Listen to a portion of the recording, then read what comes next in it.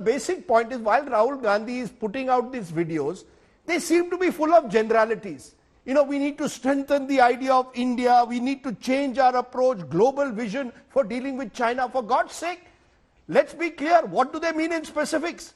What is the specific agenda that Rahul Gandhi is offering, which is contrary to what Mr. Modi is putting out? Please tell me, this is a sensitive issue of national security. Rahul Gandhi is talking in generalities. He could be writing an edit page article. Where are the specifics?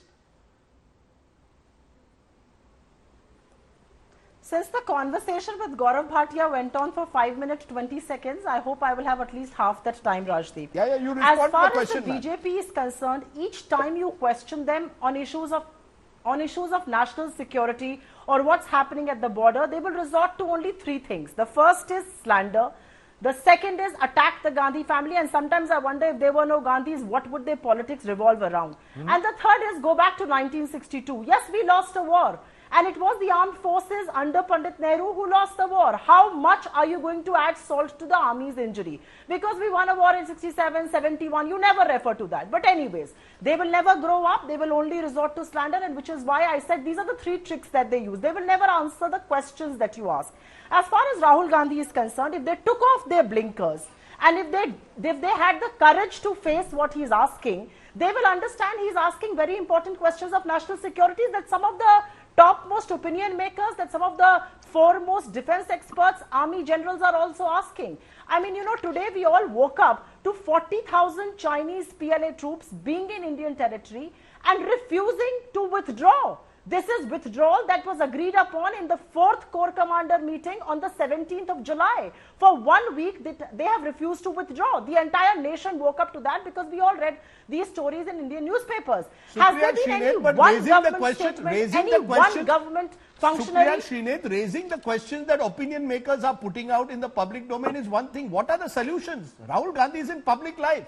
He's not an edit page writer. He's got to then tell me what's his alternative vision beyond generalities. Absolutely. I will answer that. Prime Minister Modi has been elected as the Prime Minister with brute majority both times. And we concede that. He's got absolute majority in 2014, a very brute majority in 2019. What has he used that political capital for? And which is why the question. Give me one visionary thing that he has done which can change the course of Indian history. There are all paper tigers. These are publicity blitzkrieg. You know, policies are announced with much fanfare. There is nothing on the ground. There was one thing that he did which changed India's trajectory forever, and that is demonetization. And I'm sorry to say, it wasn't headed north, it was actually headed south. That's all that he has done. You look at China. He has met the Chinese topmost brass 18 times. He's visited China 9 times. 1 second, hold on. As Prime Minister and as Chief Minister, what has he learned from China? Look at what China is doing. A small example, Belt and Road. They are going to connect 70 nations and have access to their markets. That's how China is thinking. What is our response to that? What is Rahul Gandhi doing? So what is Rahul Gandhi? I asked you what is the specific.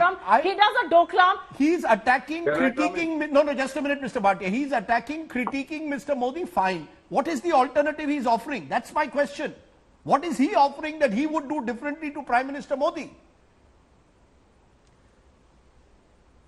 Rajdeep, first and foremost, it's the Indian Prime Minister who is in the driver's seat right now. He has to engage with China. He has to see us through this crisis. He has to ensure we get back each end of our land that is occupied by the Chinese right now, and I can go on and on of what has been done. The Prime Minister has to get out of this propaganda victory mode. What happened in Doklam is a simple question I will ask. The Chinese continue to occupy large parts of that plateau with concrete built-up structures.